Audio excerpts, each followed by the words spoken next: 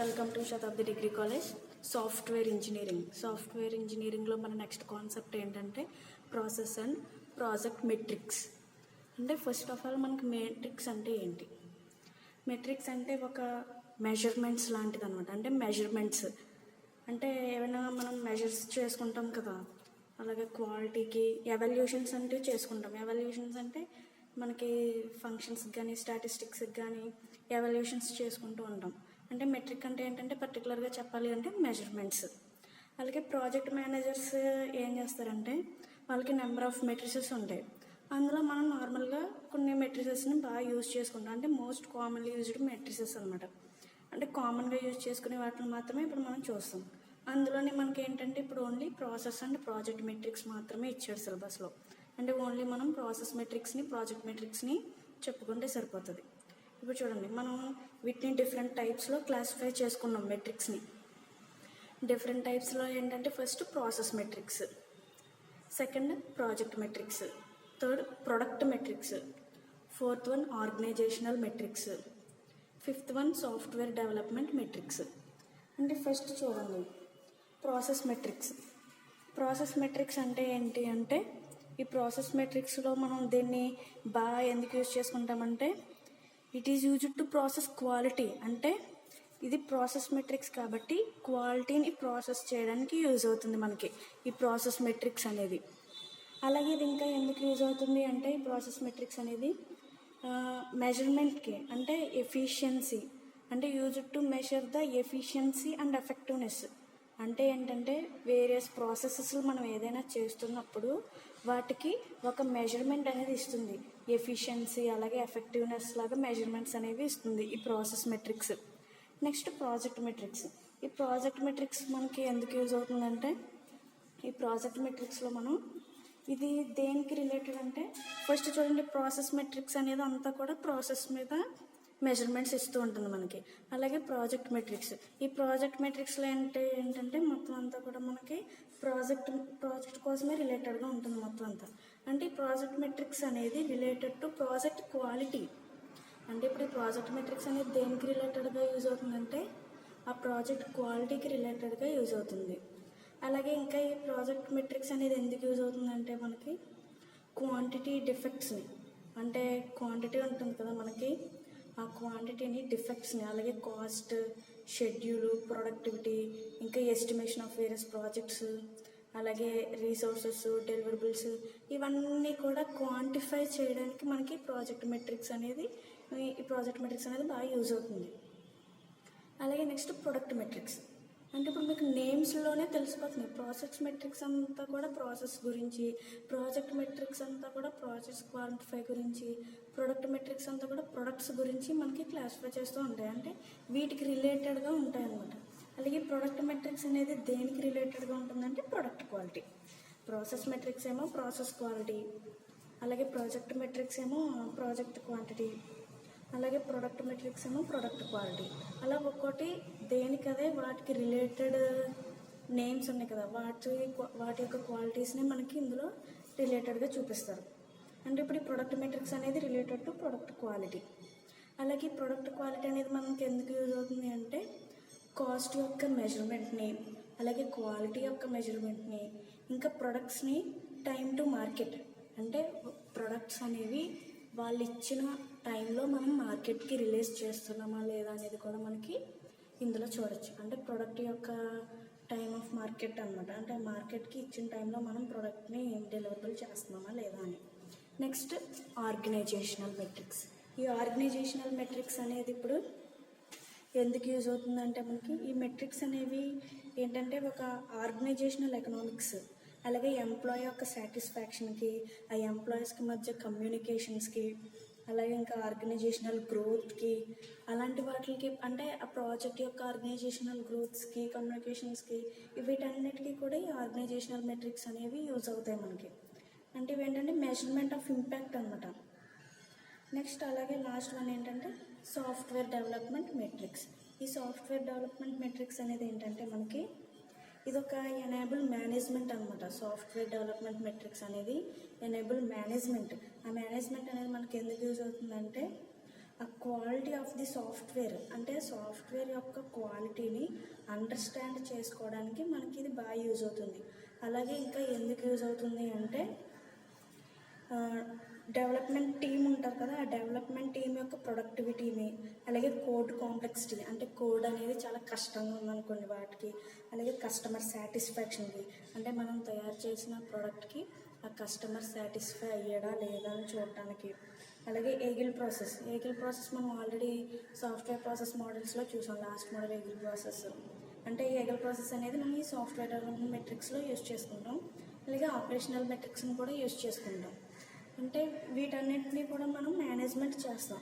ఆ మేనేజ్మెంట్ ఎలా చేస్తామంటే ఈ సాఫ్ట్వేర్ డెవలప్మెంట్ మెట్రిక్స్ని యూజ్ చేసుకుని మనం మేనేజ్మెంట్ చేసుకుంటాం. అంటే ఇవన్నీ కూడా డిఫరెంట్ టైప్స్ ఆఫ్ మెట్రిక్స్ అనమాట. అంటే ఏంటంటే ప్రాజెక్ట్ మేనేజర్స్ ఉన్నారు కదా, వాళ్ళు డిఫరెంట్ వేస్లో వీటిని క్లాసిఫై చేసుకున్నారు. మనం అందులో ప్రాజెక్ట్ మెట్రిక్స్ని మెయిన్గా ఇప్పుడు చూస్తాం. మనకి సిలబస్లో ఓన్లీ ప్రాసెస్ మెట్రిక్స్ని అలాగే ప్రాజెక్ట్ మెట్రిక్స్ని, ప్రాసెస్ అండ్ ప్రాజెక్ట్ మెట్రిక్సెస్ మాత్రమే ఇచ్చారు. సో మనం ఈ రెండు చూస్తాం. ఇప్పుడు ఫస్ట్ చూడండి ప్రాసెస్ మెట్రిక్స్. అంటే ప్రాసెస్ మెట్రిక్స్లో మొత్తం అంతా కూడా దేనికి రిలేటెడ్ అంటే ప్రాసెస్కి రిలేటెడ్ కాబట్టి ఇందులో ఏంటంటే కొన్ని కాలిక్యులేషన్స్ ఉంటాయి. అంటే మెట్రిసెస్ అంటే ఏమని చెప్పాను, కాలిక్యులేషన్స్ ఆర్ మెజర్మెంట్స్, అంటే ఫార్ములాస్ టైప్ అనమాట. కాలిక్యులేషన్స్ చేస్తాం, మెజర్మెంట్స్ చేస్తాం మన యొక్క క్వాలిటీని అది.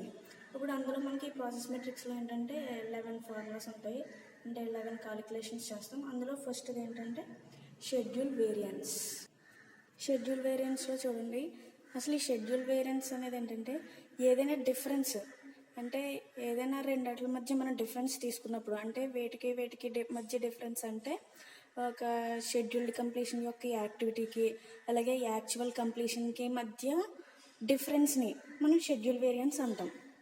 వేటికి మధ్య difference, scheduled completion of an activity అంటే షెడ్యూల్డ్ కంప్లీషన్కి అలాగే యాక్చువల్ కంప్లీషన్కి మధ్య డిఫరెన్స్ అని మనం షెడ్యూల్డ్ వేరియన్స్ అంటాం. ఈ షెడ్యూల్డ్ వేరియన్స్ యొక్క ఫార్ములా చూడండి. ఈ షెడ్యూల్డ్ వేరియన్స్ అంటే యాక్చువల్ క్యాలెండర్ డేస్, అంటే ఇప్పుడు మనం టైం పీరియడ్ పెట్టుకుంటాం కదా. ఫర్ సపోజ్ ప్లానింగ్ అనే ఫేజ్ ఉంది, ఆ ఫేజ్ కంప్లీట్ చేయాలంటే మనకి ఒక ప్రాజెక్ట్ మనం 6 monthsలో కంప్లీట్ చేయాలి. ఆ 6 monthsకి తగ్గట్టుగా ఫేజెస్ అన్ని కంప్లీట్ చేసుకుంటూ వెళ్ళాలి కదా. అలా ప్లానింగ్కి, డిజైనింగ్కి, రిక్వైర్మెంట్స్కి, అనాలిసిస్కి మనం టైం సెట్ చేసుకుంటాం. అలా క్యాలెండర్ డేస్లో మనం రోజులు, అంటే ఫర్ సపోజ్ ప్లానింగ్కి 1 week, నెక్స్ట్ డిజైనింగ్కి 1 week, అలా సమ్ డేస్, నెక్స్ట్ అలాగే కోడింగ్కి 10 days, లేదు టెస్టింగ్కి 15 days, అలా డేస్ టైంలో అంటే డేస్ ఫార్మేట్లో తీసుకుంటాం మనం. అలా ఇప్పుడు షెడ్యూల్ వేరియన్స్ అంటే ఏంటంటే యాక్చువల్ క్యాలెండర్ డేస్ అంటే ఒరిజినల్ క్యాలెండర్ డేస్లోంచి అంటే మైనస్ ప్లానెడ్ క్యాలెండర్ డేస్, అంటే యాక్చువల్గా మనం ఎన్ని క్యాలెండర్ డేస్ తీసుకున్నామో వాటిలోంచి ఈ ప్లానెడ్ క్యాలెండర్ డేస్ అనేవి మనం సబ్ట్రాక్ట్ చేస్తాం, అంటే మైనస్ చేస్తాం. మళ్ళీ దీనికి మనం ఏం యాడ్ చేస్తామంటే ప్లస్ స్టార్ట్ వేరియన్స్, అంటే ఆ వేరియన్స్ అనేది మనం స్టార్ట్ చేస్తాం by planned calendar days into 100, అంటే ప్లానెడ్ క్యాలెండర్ డేస్ ఉంది కదా, ఆ ప్లానెడ్ క్యాలెండర్ డేస్ ఇంటూ 100 చేస్తాం. ఇది షెడ్యూల్డ్ వేరియన్స్ యొక్క ఫార్ములా. సెకండ్ది ఏంటంటే ఎఫర్ట్ వేరియన్స్. ఈ ఎఫర్ట్ వేరియన్స్లో చూడండి, ఎఫర్ట్ వేరియన్స్ అంటే ఇది కూడా ఒక డిఫరెన్స్ ఉంటుంది.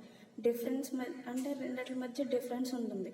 దేనికి అంటే ప్లానెడ్ అవుట్లైన్డ్ ఎఫర్ట్ అంటే ఏంటంటే అవుట్లైన్డ్ ఎఫర్ట్ అంటే మనం ఎండింగ్ డేస్ అనమాట, ఎండింగ్ డేస్లో తీసుకుంటాం వాటి యొక్క ప్లానెడ్ అవుట్లైన్డ్ ఎఫర్ట్.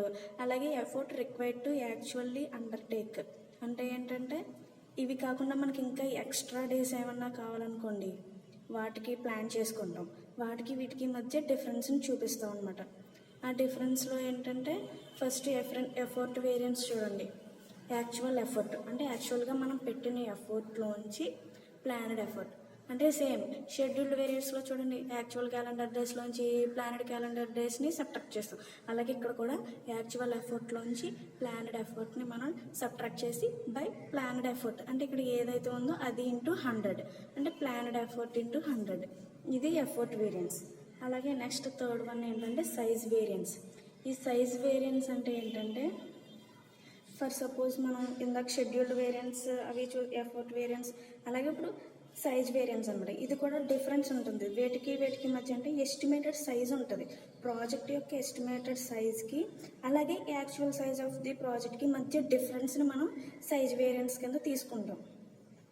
అంటే నార్మల్లీ ఎలా అంటే వీటికి కొన్ని ఫంక్షనాలిటీస్ ఉంటాయి, కేఎల్ఓసిఆర్ ఎఫ్పి అని, వాటిని యూజ్ చేసుకుని మెయిన్గా చేస్తారు. కానీ ఇక్కడ ఫార్ములాలో చూడండి, సైజ్ వేరియన్స్ ఫార్ములా ఏంటంటే యాక్చువల్ సైజ్. ఆ యాక్చువల్ సైజ్లోంచి ఎస్టిమేటెడ్ సైజ్ని మనం సబ్ట్రాక్ట్ చేస్తాం బై ఎస్టిమేటెడ్ సైజ్ ఇంటూ 100. అంటే సేమ్ అలాగే ఇక్కడ మనం ఏదైతే సబ్ట్రాక్ట్ చేస్తున్నామో దాన్ని బై చేసి ఇంటూ 100, అంటే ఎస్టిమేటెడ్ సైజ్ ఇంటూ 100 అలా చేస్తాం అన్నమాట. నెక్స్ట్ ఫోర్త్ వన్ ఏంటంటే రిక్వైర్మెంట్ స్టెబిలిటీ ఇండెక్స్. అంటే రిక్వైర్మెంట్ స్టెబిలిటీ ఇండెక్స్ అంటే ఏంటంటే ఇది మనకి ఏం ప్రొవైడ్ చేస్తుందంటే విజిబిలిటీ, అంటే మ్యాగ్నిట్యూడ్ యొక్క విజిబిలిటీని, అలాగే ఇంపాక్ట్ ఆఫ్ రిక్వైర్మెంట్స్ చేంజెస్, అంటే ఏమైనా రిక్వైర్మెంట్స్ని చేంజెస్ చేయడానికి మనకి ఈ రిక్వైర్మెంట్ స్టెబిలిటీ ఇండెక్స్ అనేది యూజ్ అవుతుంది. దీని ఫార్ములా చూడండి, ఆర్ఎస్ఐ అంటే nothing but requirement stability index, RSI short కట్లో రాసాం అక్కడ. దీని ఫార్ములా చూడండి, కొంచెం డిఫరెంట్గా ఉంటుంది ఈ ఫార్ములా. ఫస్ట్ దీన్ని ఏం చేస్తామంటే 1 అంటే ఒకటిలో నుంచి మనం ఇప్పుడు చేసేదంతా తీసేస్తాం అన్నమాట.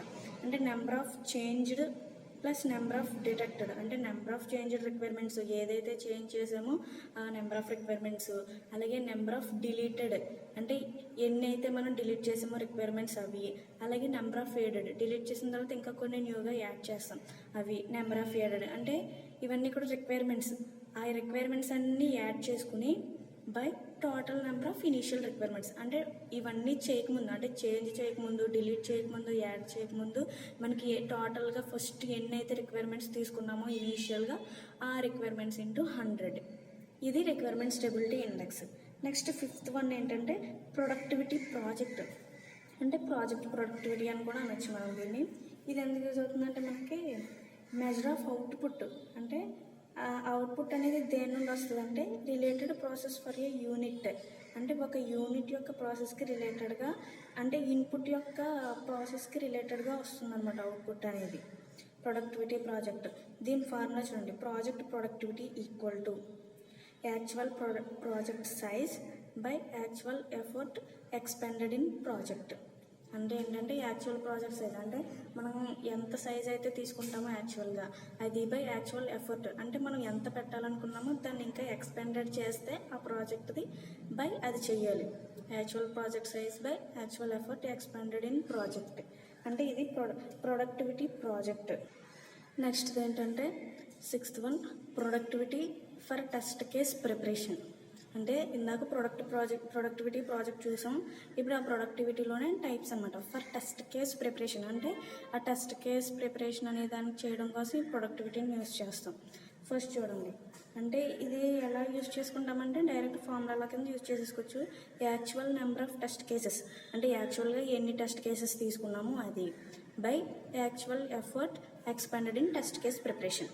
అంటే ఈ టెస్ట్ కేస్ ప్రిపరేషన్లో మనం యాక్చువల్గా ఎఫర్ట్ చేసిన ఎక్స్పెండెడ్స్ ఎంత అని, అంటే యాక్చువల్గా తీసుకున్న number of cases, number of test cases by అంటే యాక్చువల్ ఎఫర్ట్, మనం ఎంత ఎఫర్ట్ చేయాలనుకుంటున్నామో టెస్ట్ కేస్ ప్రిపరేషన్కి ఆ యాక్చువల్ ఎఫర్ట్.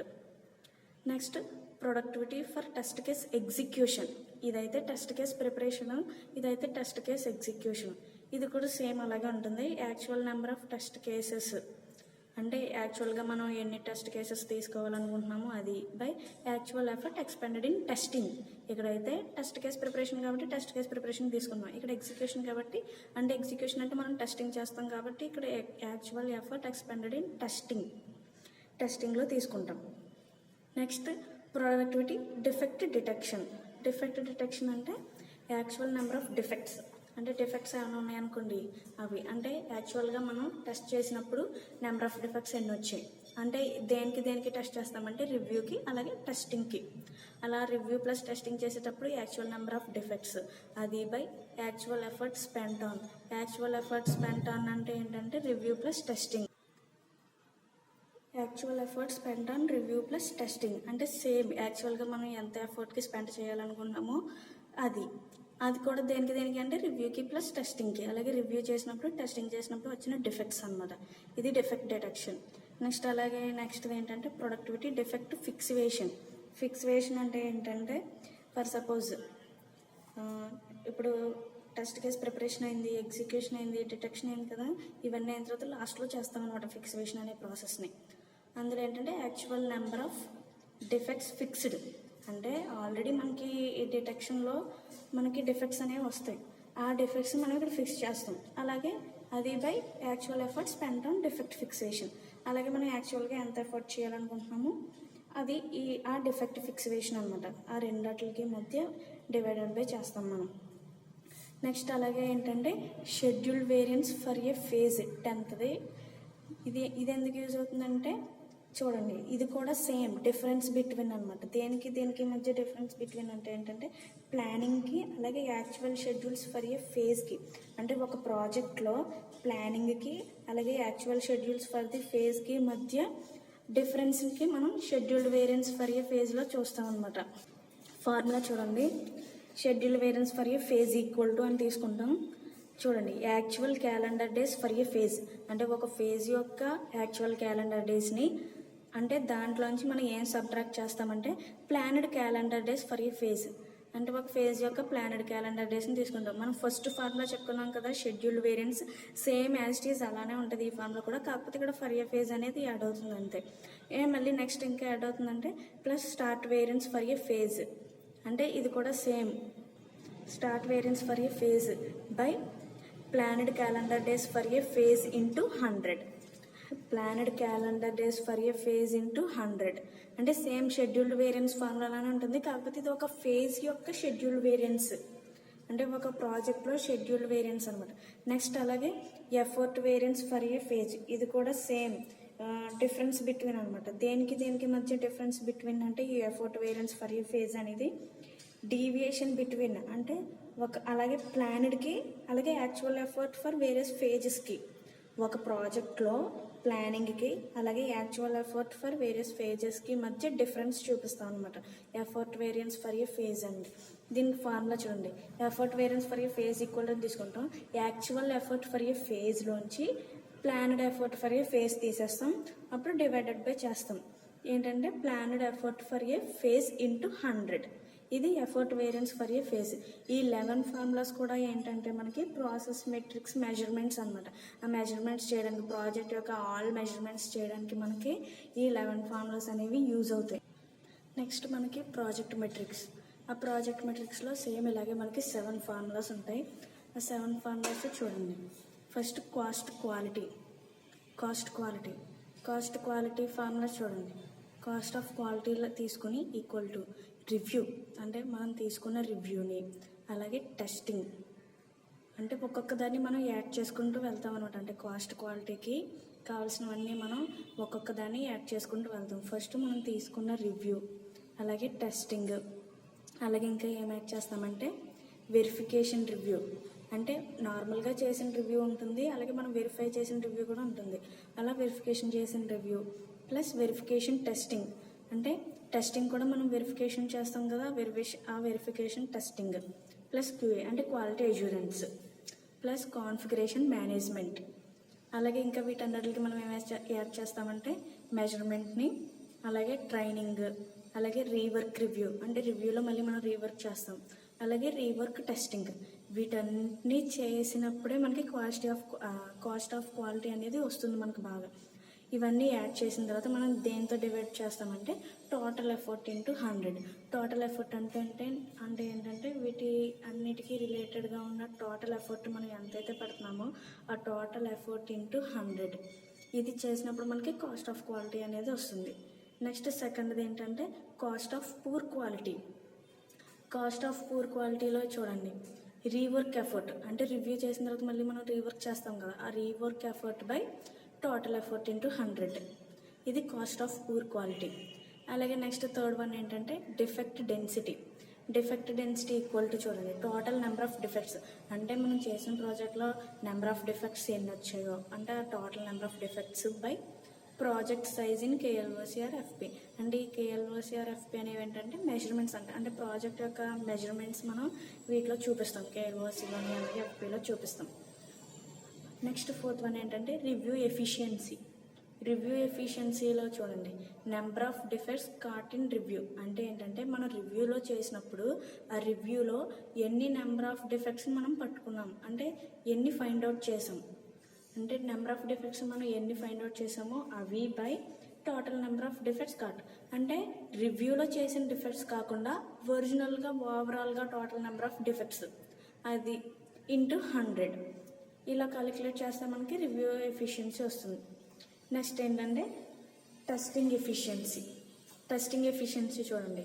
ఇదంతా కూడా మనం ఎలా క్యాలిక్యులేట్ చేస్తామంటే ఫస్ట్ 1 అంటే 1 తీసుకుని ఆ 1 అని చెప్పి చేస్తాం.